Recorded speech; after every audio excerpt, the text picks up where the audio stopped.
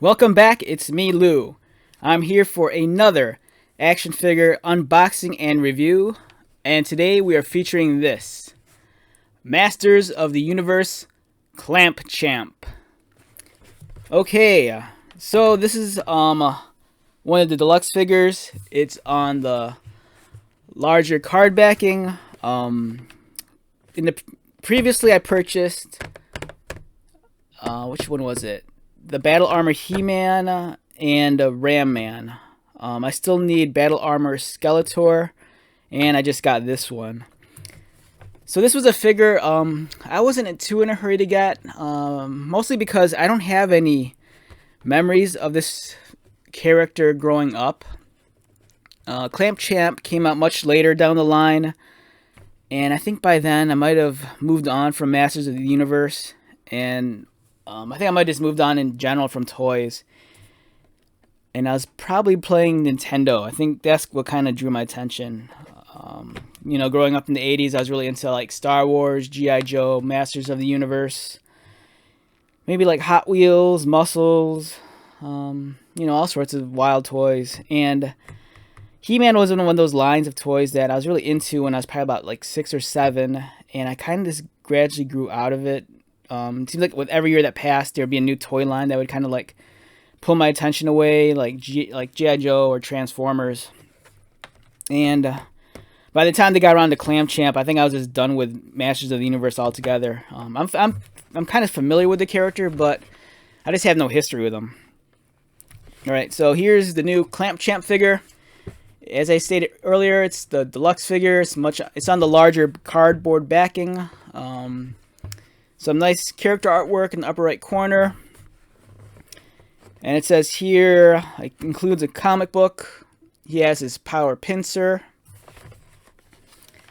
You get an alternate head, an alternate fist, and his cool accessories.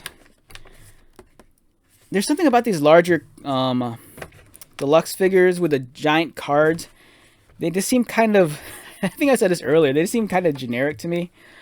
I don't know, they kind of remind me of like the toys you'd find like at like Walgreens or something, where it'd be like a knockoff Transformer and they just come on this like really kind of like large card backing, and it has like this, I don't know, it just feels, something about this just feels very unpremium, even though it's a deluxe figure. Like the cardboard on these always feel thinner than they should be.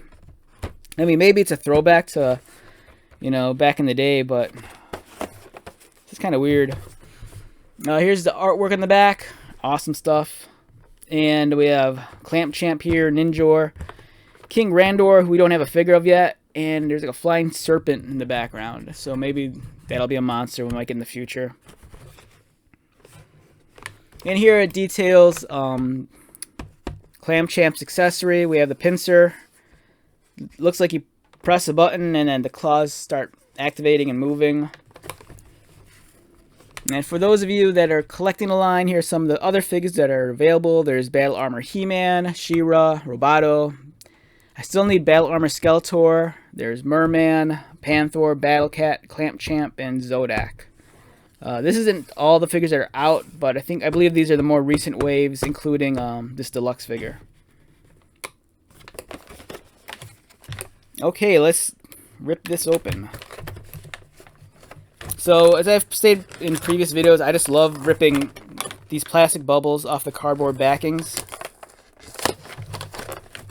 And there's actually an easier way to do this, I just remembered. So for the Masters ones, there's a little hole at the bottom, and my buddy told me to stick your thumb in there. And then you can just rip it out, and it comes off clean. I mean, it doesn't come off clean, but it comes off. So here we have all the accessories.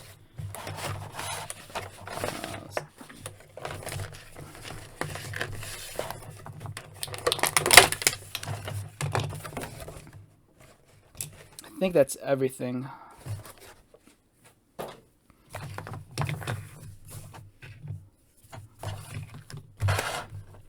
Alright, first impressions out of the plastic tray. Impressed, I'm just kind of impressed. This was a character I wasn't too excited for initially, but Now that I have them in hand, I don't know. There's something about them that just kind of impresses me. I think for myself that since this character came out much further down the line when I was younger, and I was never exposed to him to begin with, for me it's kind of refreshing because this seems like a new thing altogether. It's not like, you know, I took this out and all of a sudden I'm like rushed with a wave of the feels or anything like that. For me, it's just kind of like, this is a new experience. It's cool. I like it a lot. The colors are nice. The detailing on his vest is nice.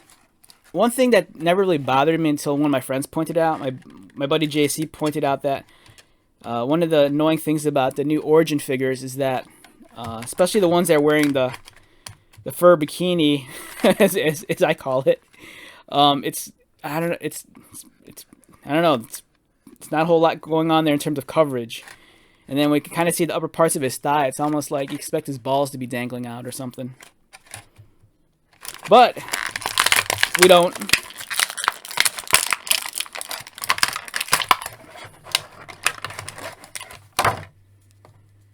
That'd be a cool action feature, like, you know, you buy like a Masters of the Universe figure and you can see their dingleberries.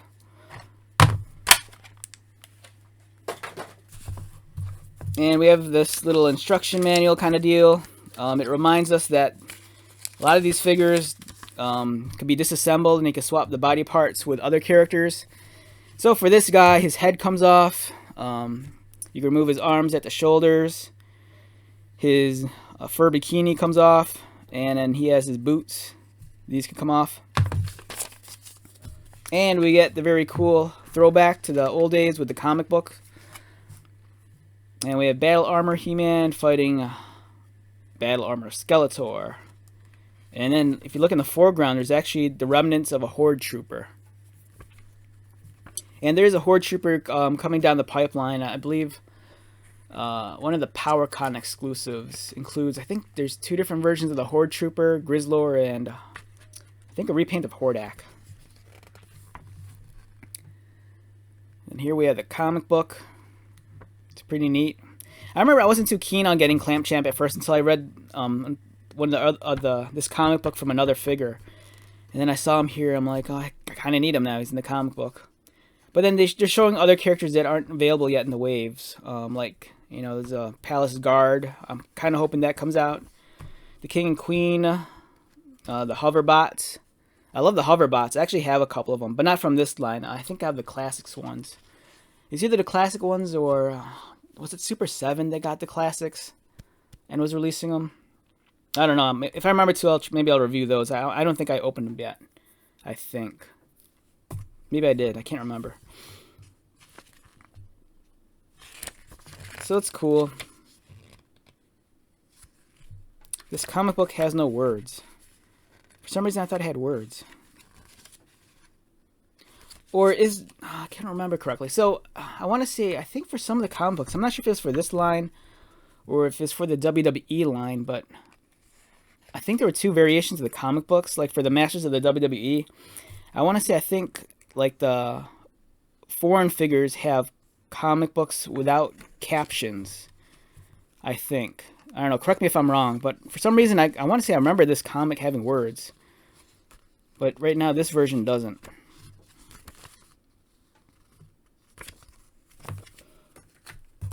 Okay, let's take a look at the figure. So the articulation is what you expect from the Masters of the Universe Origins figures. You know, their stature and proportions are a callback to the old 80s figures. That's why they kind of look so top-heavy and squat. So if you're a youngin' and you didn't grow up in the 80s and you wonder why these guys look so, you know, proportioned the way they are and why they look all swole, I mean, that's the case. During the 80s, this is what the figures looked like. But, you know, this is modern in toy engineering, so we have more articulation. You know, their heads are on ball joints. The arms, besides just rotating, they can even go out. They have bicep swivel and movement at the elbow and turn at the waist. And then the knees. They bend and they also have some swivel. And you can rotate them at the boots. The ankles move. But yeah, this like fur bikini thing, it's like, it doesn't... It's like, I swear, it's like you could kind of tell he like shaves, because back in the day, you know, these, I don't know what the fuck this called. What I don't know what the hell this was called, but it was kind of a lot more. There was more coverage. For some reason, they felt the need to make this smaller, and I don't know, it's like I said, it's like any moment he could be like jumping over like a cliff or something, and his balls will like fall out. And then this vest thing, this is removable.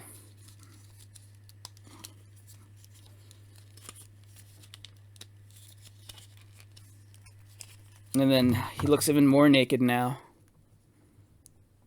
Okay, I think I kind of like him more when he's more naked. It's like he's auditioning for like Magic Mike or something. I need another one of these figures. Look at that. It's like the new hotness. And then there's another head. For a second, like when he had his vest on, I wanted to say the character reminded me of the boxer from Street Fighter, Balrog, or if you played if you're more familiar with the Japanese version of Street Fighter, M. Bison. But yeah, this guy almost reminded me of Balrog, because I think his color scheme was kind of similar with a blue top. And then I think he had a lot of red on him also. But yeah, I kind of like this guy better without the vest. He looks sexier. So you can have like Clamp Champ. And I found this. It took me a while. Like, I didn't really know what this was. I had asked my buddy, why do I have this? Because this is from my childhood, and I don't remember it belonging to any figure. And I remember that one He-Man exclusive Wondar, or whatever the hell it is that everyone talks about. He came with this thing, and my buddy JC had to remind me that this was from the accessory pack, which I had growing up. So I had this thing, and then I kind of wanted to try making my own Wondar custom with the Origins figures using this. We'll see if I get around to that, but I think these fit. So this is from the old 80s figures. I'm just kind of curious if it'll fit on the new body. I haven't tried mixing and matching accessories yet. I think it does fit. I think it's just a tighter fit.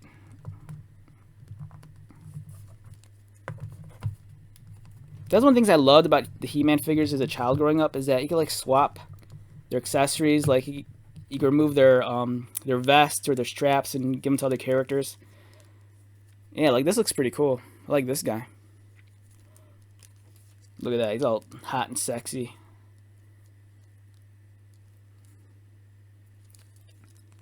And then here's his pincer thing. It seems like overkill. It's so big. And I don't know why mine doesn't work. Why doesn't mine work? Oh, okay, it works like that. All right, so so it kind of doubles as a shield. So if you get to work right, mine doesn't want to cooperate.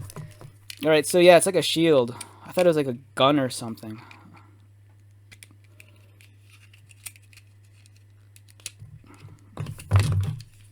All right, so you move the pincers up until then they'll click. This one doesn't want to stay in place though. All right. So it looks like a really thick shield, but then when he wants to like fight people and I don't know, like grab some booty, presses this and it goes out. It seems like, I don't know. This seems like a clumsy weapon. I don't know why you'd carry around something that's like almost your full size, and all it does is this pinch.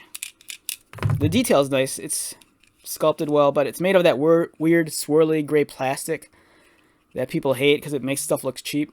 But, there's a throwback to an older figure and kind of fits.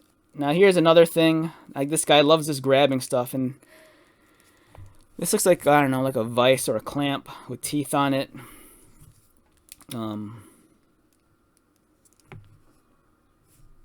Yeah. It's not as exciting as a sword, but it's alright. Mine, now he has two hands. This hand looks all effed up. Look, the fingers are all kind of like, looks like Beastman stepped on his hand and broke his fingers. And I don't like that hand. I'd rather have him have two grip hands. So we'll take this off. And we'll pop this one on. There we go. So now he can like double fist stuff. Carry this in one hand and then carry this crazy like lobster claw deal in this other one. Speaking of lobsters, I really hope they make a Clawful figure. I love Clawful. He's awesome. Now this seems like overkill because it seems like whatever he could do with this giant pincer thing, he could easily just do it with a smaller version.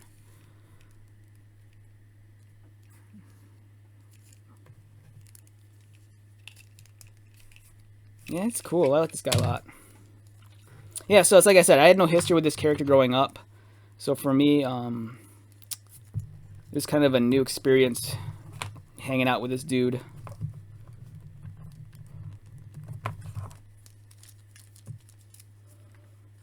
It's kind of cool that they give you an extra head too. Like if you're a kid and you have a very vivid imagination, like this is his like serious face with his teeth gritting. Now you can always imagine that maybe he's very conflicted and he has a hard time making life decisions, and then he's always talking to himself.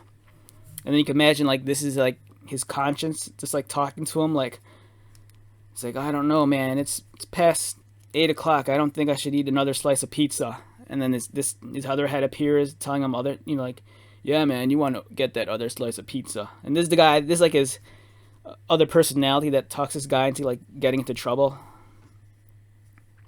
And then one day he's like, you know what, I've had enough of you. I don't need you. And then he swats him away. And then he realized that he had the power all along within him to make the right like life decisions.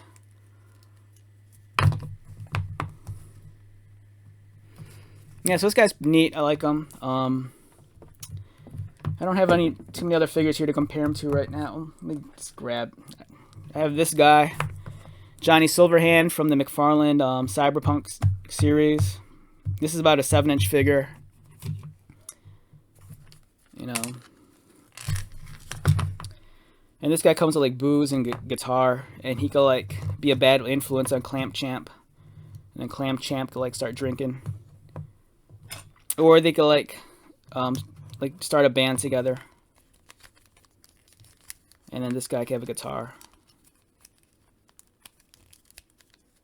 and he holds the guitar pretty well. I kind of like that. Right, so I've made this a better figure already. All you need to do is take off his clothes and give him a guitar. And imagine that he has like another head. This is like his conscience always talking to him. Yeah. Look at that. It's Clamp Champ with a guitar. That's sick. And then he can like hang out with Jedi Luke. This is like Master Jedi Luke. That's why he looks like this. Or he can hang out with this guy. I don't know what the hell this is. I like found this like at a toy shop, and it like it like baffled me to no end. There's no articulation. It was made in the year 2000. It's just solid like rubbery plastic. It's kind of weighty, and it just looks funny. It's like it kind of looks like Kenny Rogers if you went like buffalo hunting. I love this figure. I don't know what it is. I remember when I got it, it just like I couldn't stop laughing. For some reason, I just told people that it was the Hound from Game of Thrones. So these two guys can go on adventures together. Maybe this is his bodyguard. I don't know. I'm being silly. So yeah, here's Clamp Champ. He won me over. I was very hesitant on getting him at first, just because, you know, I had no history with him growing up as a kid. By the time this action figure came out, I think it was in one of the much later waves of the line, before the line was eventually, I don't know, canceled or ended. And I'd moved on from toys, I think, for the most part, and I was more absorbed playing like Nintendo. But I was coming around on Amazon the other night, and I'm like, I wonder if there's any Masters of the Universe figures I could get. And then this guy popped up. I'm like, all right, I still need Clamp Champ, and I'm like, I may as well get him. He was cheaper than Battle Armor Skeletor, which I kind of want, but I don't want to pay that kind of money for him. And this guy, I mean, it's not like I bought this guy for retail, but I was able to stomach it because it was a new character, and I kind of wanted this other head. because I kind of want to get another Man at Arms and to slap this head on there and to say it's a different, Palace Guard or something. So we have Clamp Champ here. If I had to rate this guy numerically, an easy 8 to 8.5. He's awesome. He's a wonderful addition to my collection of Masters of the Universe Origins figures. I'm glad they actually released a figure that came out much later down the line that I didn't have as a kid. So I hope this line continues to, continue to grow. I know that they just kind of revealed some of the newer figures. There's the 6-inch, I think they're 6-inch, the Master, what are they called, like the Masterverse figures from the upcoming Netflix Kevin Smith cartoon. I'm kind of on the fence with those. I don't need them because I already have those characters so many times over in other forms and other iterations, but I'm curious about them, so I might pick up a couple just to see what they're like. I've seen photos of some of the, I think there's a CG cartoon coming out also, and there's some like figures that look like they're really aimed at kids, and it looks like everyone's like, those look like crap, but they're aimed at kids, and I don't mind. I review those budget Marvel figures that they're aimed at kids, and I kind of like those. So if those offer any playability, and if they're reasonably priced, I might pick up some of those just to check them out. So yeah, my name is Lou. Once again, thank you for stopping by and checking out this video. I greatly appreciate it. I know my toy reviews aren't always in reviews. Sometimes this is me just rambling on about stupid and silly things, but I enjoy doing this. Keeps me amused. So have an excellent day, and I'll talk to you later. Take care.